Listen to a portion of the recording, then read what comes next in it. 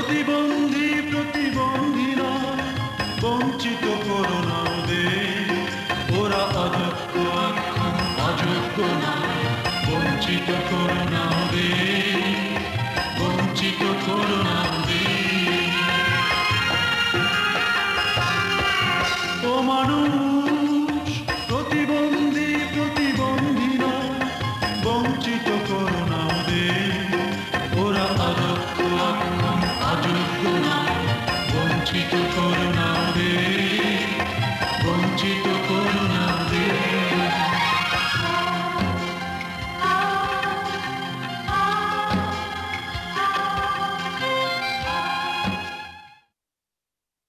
প্রিয় দর্শক, প্রতিবন্ধিতা প্রতিবন্ধকতা নয় অনুষ্ঠানে শুভেচ্ছা সবাইকে।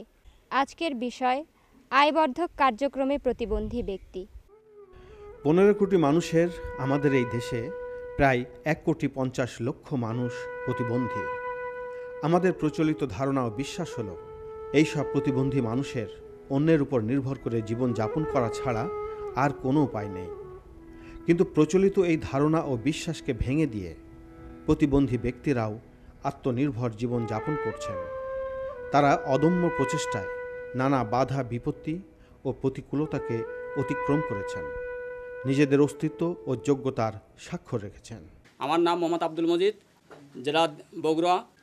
আমি দৃষ্টি প্রতিবন্ধী। আমরা সবাই প্রতিবন্ধী মানুষ। আমরা কেউ শারীরিক প্রতিবন্ধী, কেউ শ্রবণ প্রতিবন্ধী, কেউ দৃষ্টি প্রতিবন্ধী। একত্রিত হয়ে আমরা মিটিং করি। আমরা সবারই মতামত নেই এবং সমস্যার কথা আমরা শুনি, সেগুলি সমাধান করার চেষ্টা করি। এদেশে আমাদের জন্ম, এদেশেই আমাদের মৃত্যু। আমরা এদেশেরই নাগরিক। অন্য লোকেরা যে সকল সুযোগ সুবিধা চায় বা ভোগ করে বা পায়, আমাদের ওইগুলিরও দরকার, ওইগুলি আমরাও চাই। কেননা আমরাও মানুষ, আমাদের বাঁচার অধিকার আছে। আমরা সরকারের কাছে যেন সুযোগ সুবিধা আমরা পাই, এটাই হলো আমাদের প্রত্যাশা। দর্শক মণ্ডলী, চলুন আমরা পরিচিত হই আয়বর্ধক কার্যক্রমের সাথে সম্পৃক্ত কয়েকজন উদ্যোগী প্রতিবন্ধী ব্যক্তির সাথে।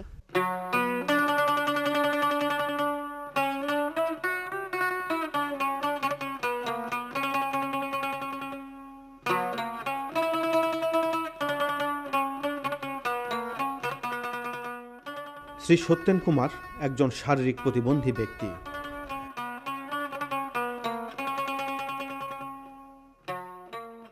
বগুড়া জেলার নন্দীগ্রাম বাজারে ডিজিটাল স্টুডিওর ব্যবসা পরিচালনা করছেন। সেই কবে পোলিও আক্রান্ত হয়ে প্রতিবন্ধী হয়েছেন আজ আর স্মরণে নেই। ছোটবেলায় আমার পোলিও রোগে আক্রান্ত হয়, সময় মতো টিকা না পাওয়ায় আমি পোলিও রোগে আক্রান্ত হয়েছিলাম।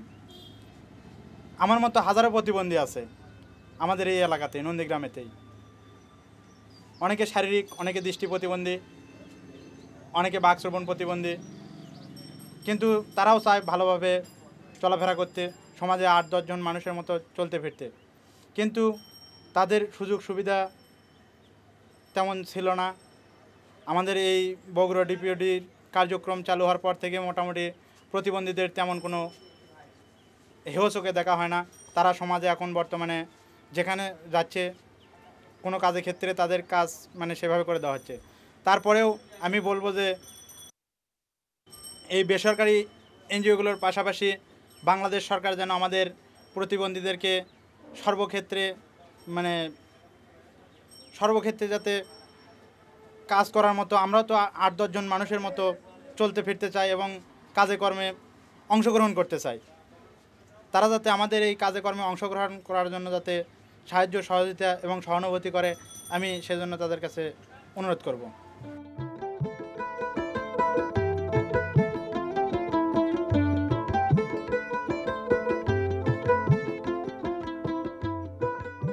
যশোর প্রতিবন্ধী কল্যাণ সমিতির উদ্যোগে এই দুগ্ধ খামারটি প্রতিষ্ঠিত হয়েছে। এই খামারে কাজের সুযোগ পেয়েছেন প্রতিবন্ধী অনেকগুলি মানুষ। খামারের আয় থেকেই তাদের বেতন হচ্ছে এবং এই প্রতিষ্ঠানটি চলছে।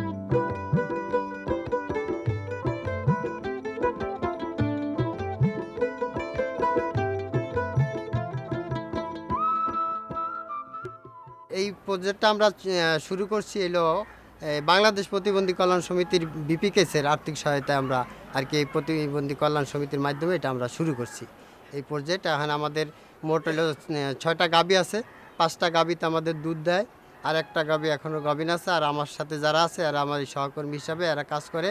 এর ভিতরে এই যে আমাদের প্রতিবন্ধী আমরা এই 3 জন, এবং আমার সাথে একজন আছে সেও প্রতিবন্ধী পরিবারের লোক, তার হাজব্যান্ডও দৃষ্টি প্রতিবন্ধী। আমাদের এখানে সবাই প্রতিবন্ধী আমরা এই কাজ করতেছি আর কি, এবং এতে প্রতিবন্ধী ব্যক্তিদের বেকারত্ব দূরীকরণ এবং দরিদ্র বিমোচনের ক্ষেত্রে এটা সহায়ক হিসাবে দায়িত্ব পালন করবে।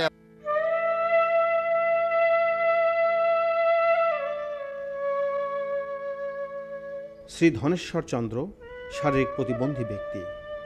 25 বছর বয়সের এই যুবক বগুড়ার নন্দীগ্রাম পণ্ডিতপুকুর বাজারে টেলারিংয়ের ব্যবসা পরিচালনা করে আর 10 জন সুস্থ মানুষের মতো জীবন চালাচ্ছেন।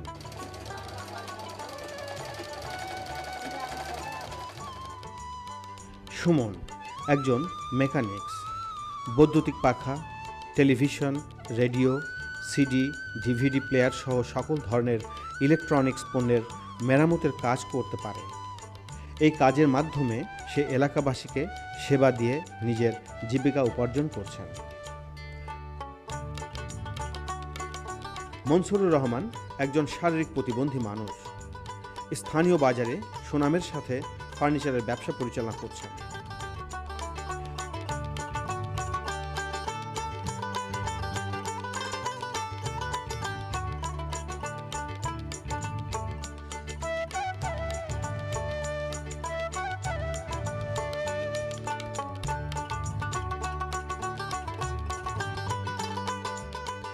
খায়রুল হাসান শাহিন ফুলতলা বাজার, কন্দপুকুর ইউনিয়ন, নীলফামারী জেলায় জুতার ফ্যাক্টরি পরিচালনা করে জীবন জীবিকা নির্বাহ করছেন।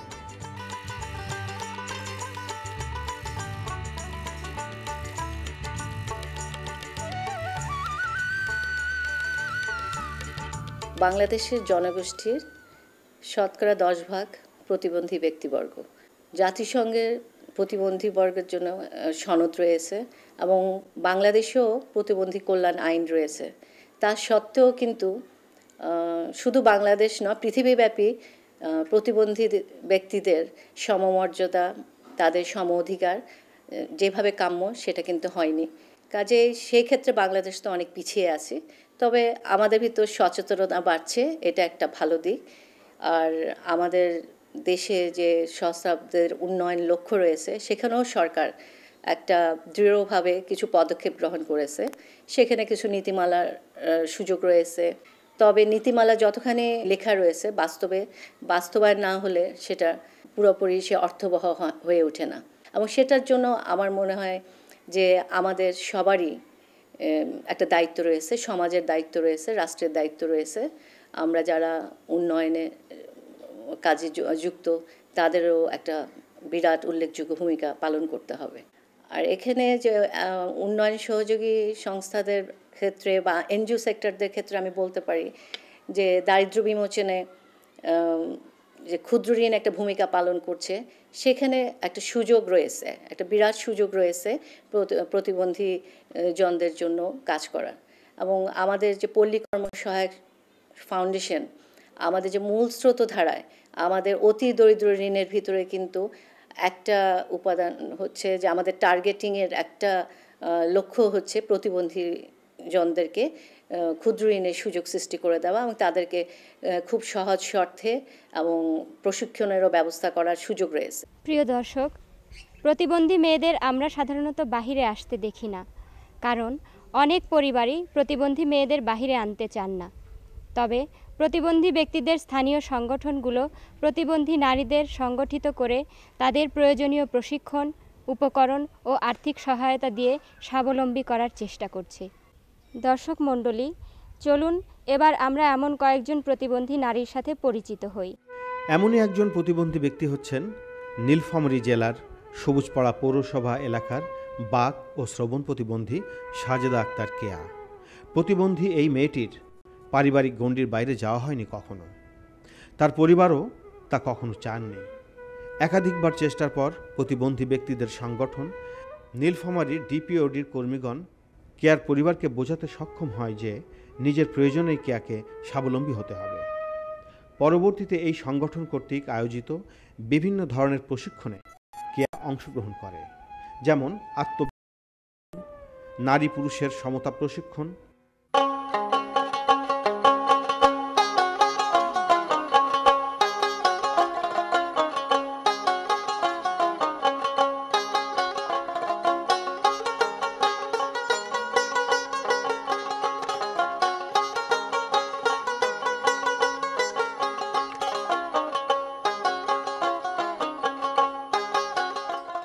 জানতে পেরেছি যে প্রতিবন্ধীদের বা প্রতিবন্ধী নারী পুরুষের কী কী করণীয় বা কী করা দরকার, এই বিষয়টা আমরা মনে প্রাণে বিশ্বাস করেছি বা এটা বাস্তবে যেন আমরা কাজে লাগাইতে পারি এবং কি সমাজ পরিবার সকলের কাছে যেন আমরা বিষয়টা ফোকাস করতে পারি। ঠিক আছে, এই সব প্রশিক্ষণের মাধ্যমে অনেকের মতো কেয়াও তার অধিকার বিষয়ে সচেতন হয়েছেন। এছাড়া বিভিন্ন নারী কমিটির মিটিংয়ে উপস্থিত হয়ে প্রতিবন্ধী নারীদের সমস্যাগুলি বোঝার এবং সেগুলি সমাধানের উদ্যোগ নেওয়ার সুযোগ হয় কেয়ার।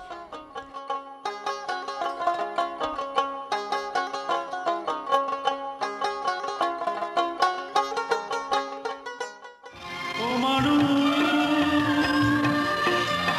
প্রতিবন্ধী প্রতিবন্ধী নয়, বঞ্চিত করো না ওদের, ওরা অযোগ্য অযোগ্য নয়, বঞ্চিত করো না ওদের, বঞ্চিত করো না ওদের।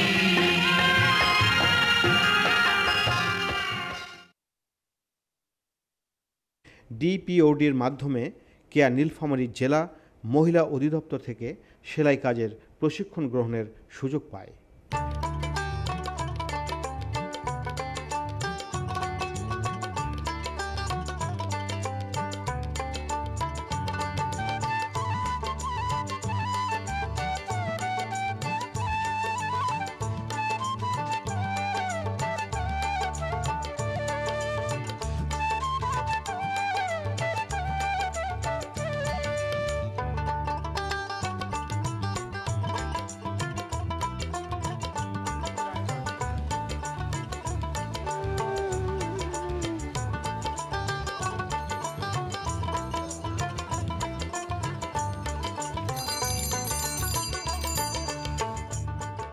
সাফল্যের সাথে প্রশিক্ষণ শেষে নিজ বাড়িতে পোশাক তৈরির কাজ শুরু করে।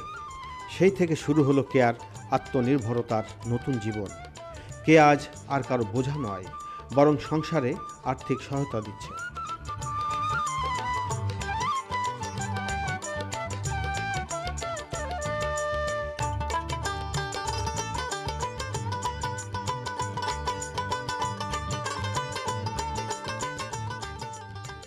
মোসাম্মদ সারাতন বেওয়া নীলফামারী জেলার হাতীবান্ধা ইটাখোলার আশপাশের গ্রামগুলোতে প্রতিদিন ঝুড়ি মাথায় করে ফেরি করে চলেছেন। মোসাম্মদ সারাতন বেওয়া একজন শারীরিক প্রতিবন্ধী নারী।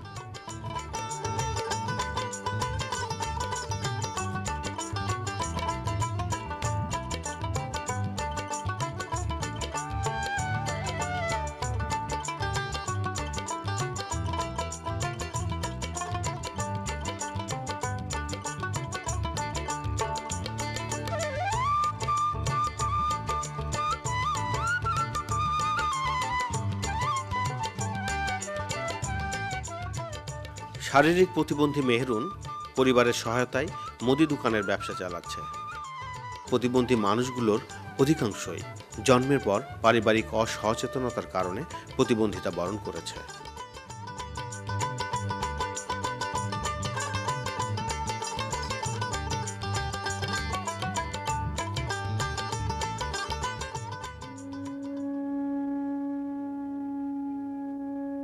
পোলিও রোগে আক্রান্ত হয়ে শিশু বয়সে প্রতিবন্ধী হয়েছেন মোহাম্মদ ওহাব। প্রতিবন্ধী ব্যক্তিদের নিজস্ব সংগঠন নীলফামারী জেলার ডিপিওডির সার্বিক সহায়তায় ওহাব নিজেকে একজন যোগ্য মানুষ হিসেবে প্রতিষ্ঠিত করেছেন। ওহাব নীলফামারী জেলা শহর থেকে বিভিন্ন পণ্য কিনে স্থানীয় বাজারে দোকান পরিচালনা করছেন।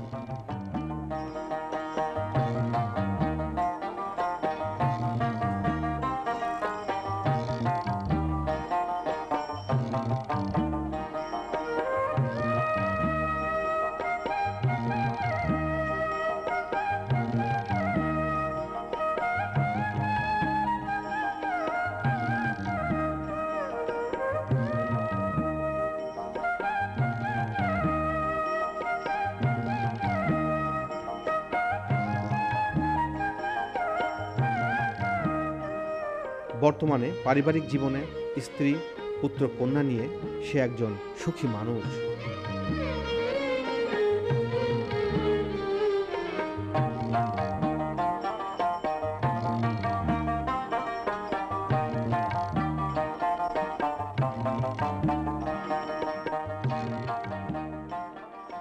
প্রতিবন্ধী এই মানুষগুলোর অধিকাংশই জন্মের পর পারিবারিক অসচেতনতার কারণে প্রতিবন্ধিতা বরণ করেছেন।